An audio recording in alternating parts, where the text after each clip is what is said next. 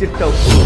তাছাড়া তোমার কোয়ালিফিকেশনটা অনেক ভালো, সার্টিফিকেট একদম পরিষ্কার, নিজেরটা খোলো। আহা, দাঁড়িয়ে আছো কিসের জন্য? খোলো, না খুলে কি চাকরি হবে?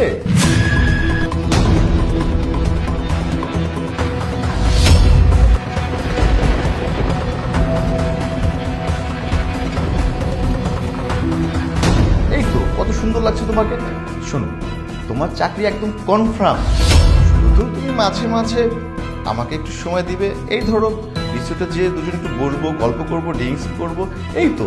আর আমি যদি তোমাদের সুনজর দিই না, চাকরি তো হবে হবে, স্যালারিটাও অনেক ভালো পাবা। স্যার, চাকরি যেহেতু পাবো, এটাও কি খুলতে হবে নাকি? ফিটনেসটা মোটামুটি অনেক ভালো, ওইটাও খুলে ফেলো তো। স্যার, অফিসে তো অনেক মানুষ আছে, অন্য কোথাও যাই। আচ্ছা ঠিক আছে ঠিক আছে, আমি বুঝতে পারছি তুমি লজ্জা পাচ্ছ, সমস্যা নেই। দুটো যেহেতু খুলেছো, পরেরটাও রিসোর্টে যে খুলো। একটা কাজ করো, তুমি বাইরে যে বসো, আমার অনেক ক্যান্ডিডেট আছে, ওদের ইন্টারভিউটা নিই, তারপরে তোমার সাথে কথা বলবো, কেমন? স্যার, আমার ফাইলটা।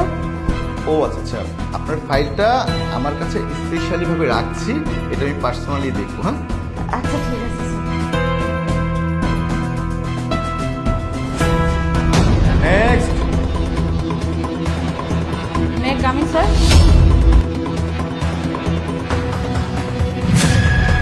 স্যার, আমি একটা চাকরির ইন্টারভিউর জন্য এসেছিলাম। আপনার ফাইলটা প্লিজ এদিকে আসুন। শিওর।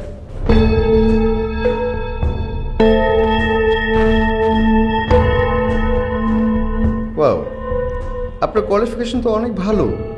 হ্যাঁ, একদম পরিষ্কার। তার থেকে বেশি ভালো হচ্ছে আপনার ফিগার, আপনার হাইট, আপনার cuteness. Thank you so much sir. আমি কি তাহলে চাকরিটা পাবো? চাকরি হবে না কিসের জন্য? আসলে আপনার মতো এমন একজন সুন্দরী, স্মার্ট একজন এমপ্লয়ার যদি আমার কোম্পানিতে থাকে, তাহলে অবশ্যই আমার কোম্পানির ভালো হবে। আর আমি চাচ্ছি যে দেখুন, এত কথা না বলে একটা কথা বলি সরাসরি, এখানে চাকরি করতে গেলে না খুলতে হবে। হ্যাঁ, মানে এই যে আপনাকে এই কাপড়টা, ড্রেসটা খুলতে হবে, কারণ আপনি যে ড্রেসটা পরে আছেন, আমাদের অফিসে যে স্টাফগুলো আছে ওদেরকে দেখেছেন তো, ওরা কত স্মার্ট, কত শর্ট শর্ট ড্রেস পরে। কি বলছেন স্যার? চাকরি করতে হলে পোশাক খুলতে হয়? এই প্রথমবার শুনলাম। প্রথমবার শুনেছেন, বেশ করেছেন। যেমন আপনার কোয়ালিফিকেশন ভালো, আপনি দেখতেও ভালো, আর আমি যেটা বলছি সে কথাটাও ভালো, আপনি খুলে ফেলুন, তাতে ভালো হবে। এখানে কি সব কিছু করবেন স্যার? আপনি তো আমার থেকেও একটু এক ধাপ এগিয়ে। এখানে যদি কিছু না করা যায় তাহলে একটা কাজ করি, এখানে জাস্ট আমি দেখি যে আপনাকে চাকরিটা দিব, আর যখন আমি আপনাকে চেয়ারটাতে বসাবো আপনাকে কেমন লাগবে দেখতে। চেয়ারটা তো অনেক সুন্দর, বাট আপনিও অনেক সুন্দর। তাছাড়া হচ্ছে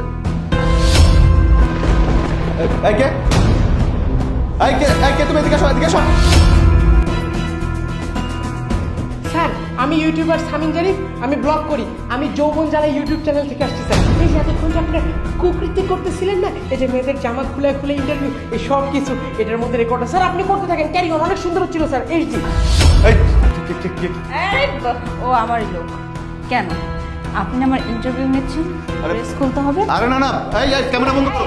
আপনি ভালো করে ভিডিও করেন তো। এই এত কথা কেন বলতেছেন? এই ক্যামেরা বন্ধ করো, ক্যামেরা বন্ধ করো। ওই ক্যামেরা বন্ধ হবে না, কারণ এখানে অলরেডি এতক্ষণ আপনি যা যা করেছেন আমার সাথে সবকিছু ভিডিও হয়ে গিয়েছে। এটা তো ডিলিট হবে না।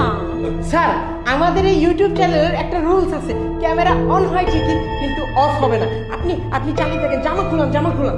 এই ভিডিওগুলো ভাইরাল করবেন না। হ্যাঁ, ভিডিওগুলো ভাইরাল করবেন না। ছি ছি ছি, আবার সব নষ্ট হয়ে যাবো। ম্যাডাম দেখুন, ভিডিওটা বন্ধ করতে বলুন, ভিডিওটা বন্ধ করুন, বন্ধ করুন। আচ্ছা ম্যাডাম, আপনি একটা কথা বলেন, এই যে এই ভিডিওটা ফেসবুক, টুইটার আর হচ্ছে ইউটিউবে না ছাড়ার জন্য আপনি কি চান? আপনি যা চান আমি তাই দেবো, কিন্তু আমার সম্মানটা নিয়ে খেলা করতে পারেন প্লিজ। এই তো এতক্ষণে লাইনে এসেছে। চাই হচ্ছে 4 লাখ টাকা দিন। 4 লাখ টাকা দিয়ে দিন, আমরা সুন্দর করে বেরিয়ে যাচ্ছি। 4 লাখ টাকা? ম্যাডাম আপনি তো সাংবাদিক ম্যাডাম, কিন্তু সাংবাদিক কি ঘুষ খায়?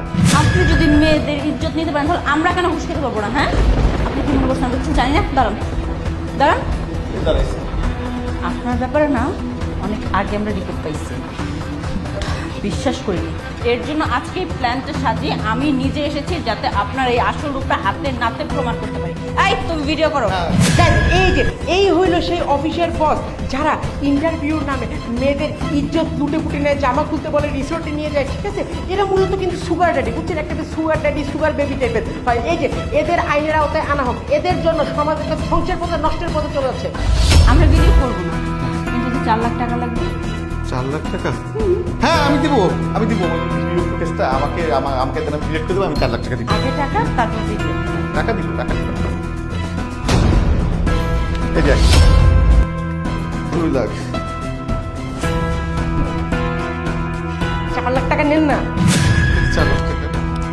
এতদিন আপনি যাদের যাদের কাছ থেকে ঘুষ নিয়েছেন চাকরি দেওয়ার নাম করে, তাদেরকে তো চাইলে এখন আমরা খুঁজে পাবো না। আর এই যে টাকাগুলো যে নিয়েছি, এগুলো আমাদের ঘুষ না, এগুলো সব এখন যাবে এতিমখানায়। তাই আর যে ভিডিওর কথা বললেন, এই ভিডিও কোনোদিনও ডিলিট হবে না। এই ভিডিও এক্ষুনি আমরা এখান থেকে যেয়ে সব কিছু ছেড়ে দিই। ক্যামেরাটা বন্ধ করতে বলেন, টাকা তো দিছি, আর ভিডিওটা প্লিজ ভিডিওটা ডিলিট করে দেন ম্যাডাম। আর স্যার কিসের ভিডিও ডিলেট? আমি প্রথমেই বলছি না, আমাদের ইউটিউব চ্যানেলের একটা রুলস আছে, এই ক্যামেরা অন হবে কিন্তু অফ হবে না, ঠিক আছে? এই 4 লাখ টাকা তো এই 3খানায় চলে যাবে, তাহলে আমাদের ইনকামটা হবে কিভাবে? এই ভিডিওটা আমরা যদি ইউটিউব চ্যানেল আর ফেসবুকে ছেড়ে দিই, এরপর আমরা ইংলিশে যে বলে ডলার ডলার ডলার কামাবো ডলার। আচ্ছা যাই হোক, বেশি কথা বাড়ায় লাভ নেই। আজকের শিক্ষাটা যদি আপনি পেয়ে থাকেন, নেক্সট টাইম আশা করি আর এই ধরনের কোনো কাজ করবেন না। চলো টাটা। ম্যাডাম ভিডিওটা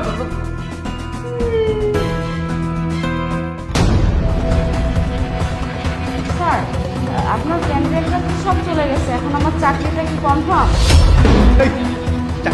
জায়গা থেকে চাকরি নিখোঁজ করি, আমার চাকরি নিয়ে এখন টানাটানি করতেছে, আর আপনার চাকরি জানতো জান